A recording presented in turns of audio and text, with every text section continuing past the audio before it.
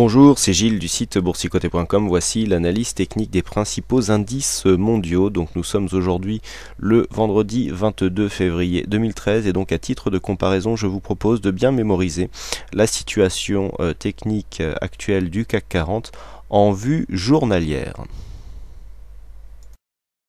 Nous commençons tout de suite cette analyse par l'indice allemand, donc l'indice allemand qui depuis ici son plus haut inscrit à 7871,79 est en phase de consolidation. Nous avons ici une cassure de la dynamique qui était en cours sur la vue court terme. Nous retrouvons ici cette zone de support comme une résistance et là les cours commencent à s'écarter sérieusement de cette ligne. Donc une cassure ici de la zone des 7554 validerait une continuité de consolidation puisque si nous traçons les retracements de Fibonacci, eh bien nous nous apercevons que cette zone correspond peu ou prou au retracement des 38,2%, la cassure ici ayant été actée depuis, la consolidation était actée depuis la cassure de cette zone des 7654 qui a eu lieu sur la séance du 4 février. Donc pour le moment, on est en phase de sortie dynamique, on a bien donc cassé ce support court terme, on revient le rechercher ici comme résistance, d'ailleurs c'est plus dans le pullback que dans la progression en tendance que l'on a pu vraiment vérifier le bien fondé de ce support et donc qui est passé résistance. Donc on retrouve bien ici cette ligne sur cette phase, on commence à s'écarter. Le fait de casser ici le dernier point bas significatif nous placerait dans une phase de continuité de consolidation puisque nous sommes déjà en flux court terme pour ce qui correspond donc à cet indice, puisque nous avons cette résistance baissière ici qui a 3 points de contact qui commence à prendre de l'importance et donc le fait ici de recasser cette zone de plus bas nous placerait dans une phase de continuité baissière avec donc du point de vue de la loi de Dow des zones de plus haut toujours de plus en plus bas et donc l'inscription d'un plus bas sous celui-ci validerait le fait que l'on aurait aussi des plus bas inférieurs aux précédents, donc typique d'une progression baissière. Donc consolidation et confirmation de phase de consolidation possible par cassure ici de cette zone des 7554. Alors pour invalider ce mouvement baissier, il faudrait tout simplement monter au-dessus de ce point haut significatif qui se trouve à 7784,64. Du point de vue des indicateurs, nous avons une configuration donc en phase de consolidation qui a démarré un petit peu avant la phase baissière que je viens de vous indiquer, mais qui s'est accélérée. On le voit bien ici sur le RSI qui restait ici dans des zones assez hautes et qui commence à baisser. Idem pour le stochastique. Le MACD par contre nous donnerait plutôt une possibilité de rebond technique avec des volumes assez partagés. Voilà donc ce que l'on peut dire sur l'indice allemand.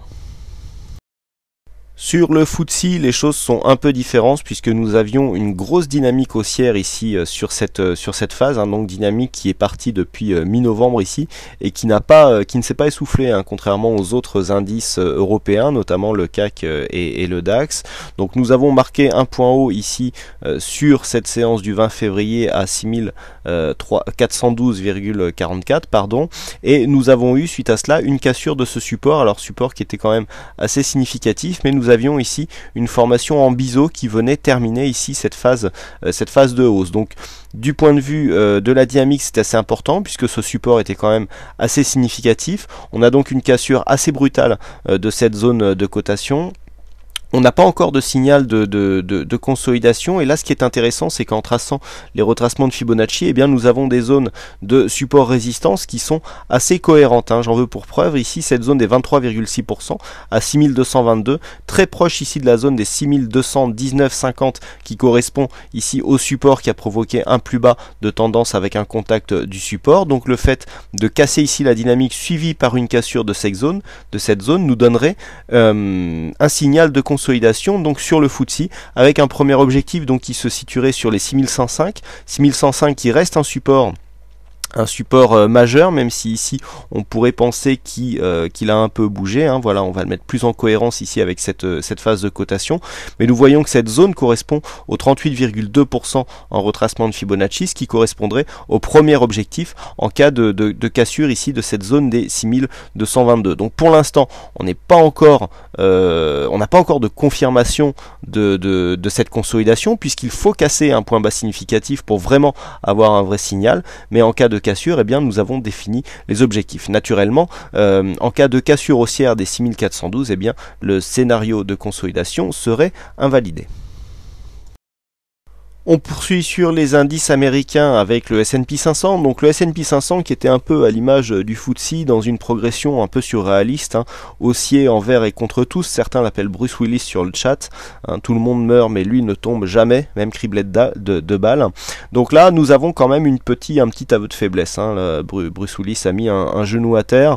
Donc nous avons ici une cassure de ce support intermédiaire. Donc support intermédiaire qui joue ici au sein de ce trend. Alors je vous rappelle qu'on a un trend principal ici avec ce premier support qui n'a que 2 points significatifs mais qui est validé par le fait que sa droite parallèle constitue une belle résistance, belle résistance haussière qui donne des points assez significatifs donc du point de vue de la phase de hausse. Donc ici ce support est par voie de conséquence validé et donc nous avons un trend ici à 2 étages avec cette zone, donc ce support défini par cette zone de hausse ici. Nous avions eu un trou d'air avant une reprise de la dynamique et donc depuis les cours évoluaient dans la partie haute de ce trend. Alors là on vient de casser ici cette zone.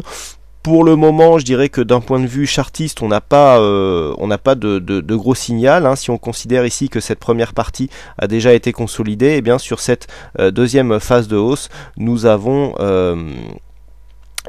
ici voilà un potentiel donc à 23,6% qui se situe à 1499.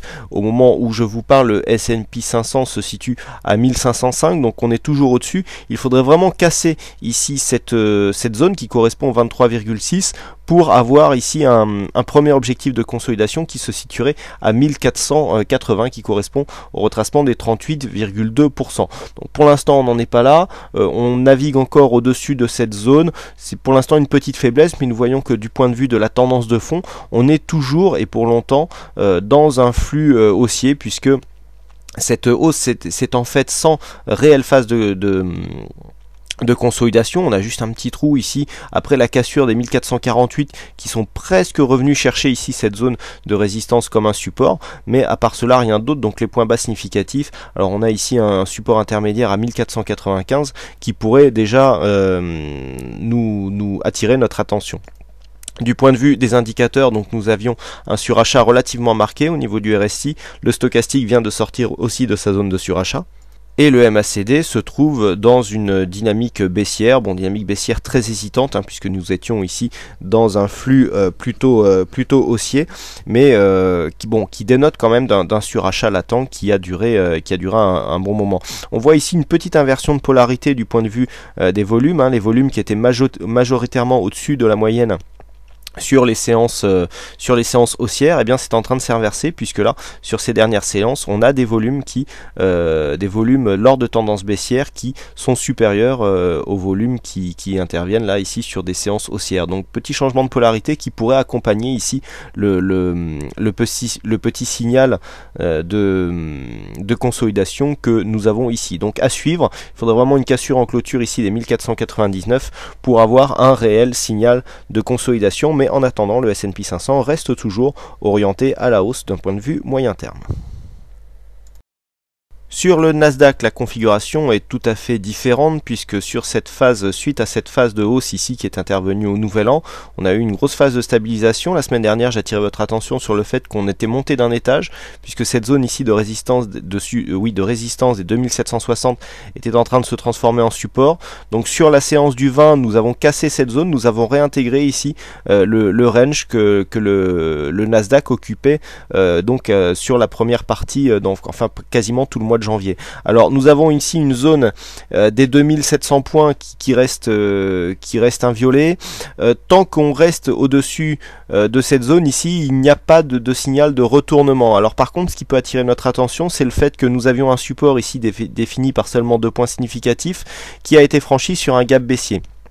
Donc ça peut être gênant, d'autant que les cours évoluent au moment où je fais cette analyse sur le contrat futur Mars à 2722, et nous voyons que ici le support n'a pas été réintégré, donc on peut ici avoir une cassure d'un biseau, puisque nous avons ici cette zone de résistance qui correspond bien ici avec une précédente résistance, alors que le Nasdaq était en phase baissière court terme, et donc on peut très bien ici valider un biseau, avec ici cassure, retour sur la zone du biseau, et puis confirmation. Dans ce cas-là, l'objectif se situerait dans une zone entre 2500 et 2510 points.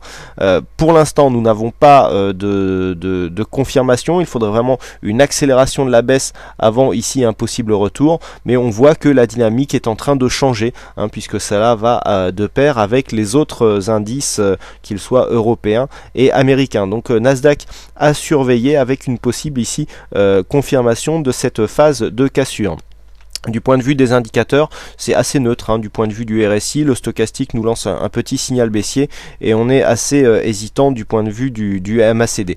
Donc pour l'instant, rien de très grave, mais une confirmation de la baisse ici pourrait donner un signal assez fort. Rappelons qu'il y a toujours ce gap ici à combler entre ces deux séances, et donc il faudrait aussi surveiller le comportement des cours à l'approche de la zone des 2660 points. Enfin, on termine cette analyse avec l'indice japonais, donc le Nikkei, qui continue ici sur sa phase de hausse. Alors on a ce support ici que je vais épaissir, qui commence à prendre de l'importance sur la suite de la tendance, puisque nous avions donc cette hausse très dynamique qui restait bien au-dessus du support.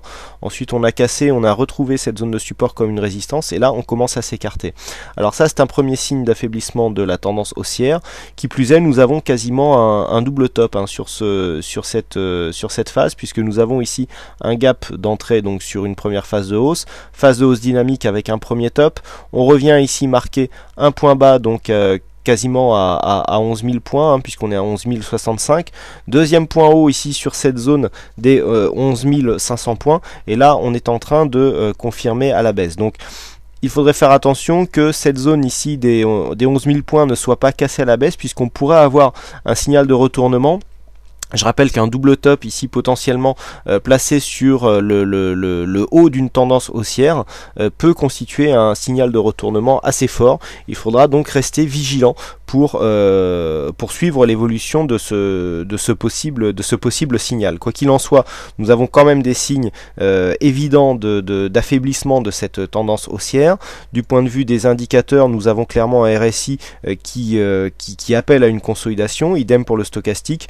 Le MACD n'est pas assez franc pour vraiment donner de bonnes indications, mais on sent ici un petit affaiblissement, avec ici une volatilité qui est toujours assez stable. Donc du point de vue ici de cette poursuite, il faudra vraiment observer les niveaux chartistes. Donc je vous rappelle les niveaux: 11 500 points. Naturellement, une cassure des 11 500 points invaliderait totalement cette possibilité de double top, et dans ce cas-là nous ferait tracer un support significatif sur ces deux premières zones de points bas, pour voir si tout simplement le Nikkei n'est pas en train de changer de dynamique tout en restant dans cette phase haussière. Mais pour l'instant cela n'est pas confirmé. Il faudrait une cassure assez forte ici de cette zone des 11 500 points, puisque le précédent point haut significatif se trouve sur cette bougie du 6 février 2013. Voilà donc pour cette analyse technique des principaux indices mondiaux.